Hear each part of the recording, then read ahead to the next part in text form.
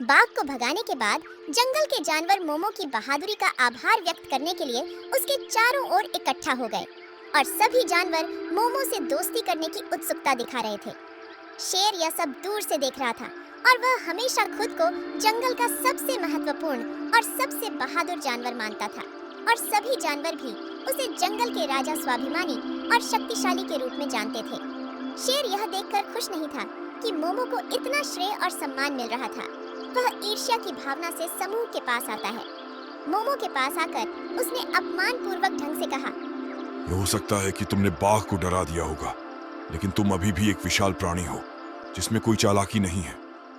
असली बहादुरी और चालाकी मेरे जैसे लोगों की है जो जंगल के सच्चे शासक हैं।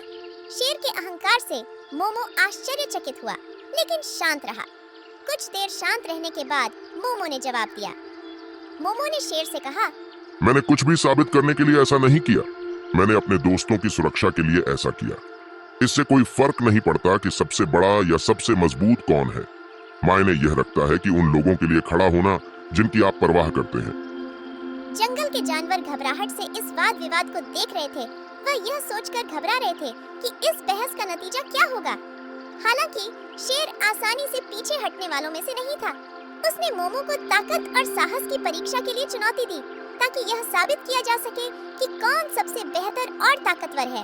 मोमो प्रतियोगिता के लिए सहमत हो गया और अगले दिन जंगल के बीचों बीच एक बड़ी प्रतियोगिता आयोजित की गई, जिसमें शेर और मोमो को घने जंगल में दौड़ने से लेकर पहेलियां सुलझाने तक कई चुनौतियों का सामना करना पड़ा। जैसे जैसे चुनौतियां सामने आईं, यह स्पष्ट होता गया कि शेर में चालाकी और चपलता थी, जबकि मोमो में अपार ताकत और आत्मविश्वास था। आखिर में मुकाबला बराबरी का रहा और हुआ यूं कि शेर को मोमो के साहस और ताकत को स्वीकार करना पड़ा और वही मोमो को शेर की चालाकी और शालीनता का सम्मान करना पड़ा। अपनी प्रतिद्वंद्विता सुलझने के बाद शेर और मोमो ने अपने मतभेद भुलाकर दोस्त बनने का फैसला किया। उन्हें इसका एहसास हुआ सच्ची ताकत और बहादुरी अलग अलग रूपों में आती है और एक साथ काम करके वे जंगल और उसके सभी निवासियों की बेहतर सुरक्षा कर सकते हैं। इसी के साथ जंगल के जानवरों को राहत मिली कि प्रतिद्वंद्विता खत्म हो गई और उन्होंने शेर और मोमो के बीच नई दोस्ती देखी। जंगल अब न केवल विविध प्राणियों का स्थान था, बल्कि एकता का प्रतीक भी था, जहां प्रत्येक जानवर का अपना अनोखापन था, जहां प्रत्येक जानवर के अनोखे गुणों का जश्न मनाया जाता था और उनका सम्मान किया जाता था।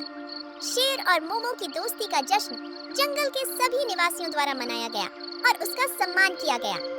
अगर आपको यह वीडियो पसंद आया तो इसे लाइक करें, शेयर करें और हमारे चैनल वर्ल्ड विंडो स्टूडियो को सब्सक्राइब करें। नई वीडियो सबसे पहले देखने के लिए कृपया बेल आइकन जरूर दबाएं।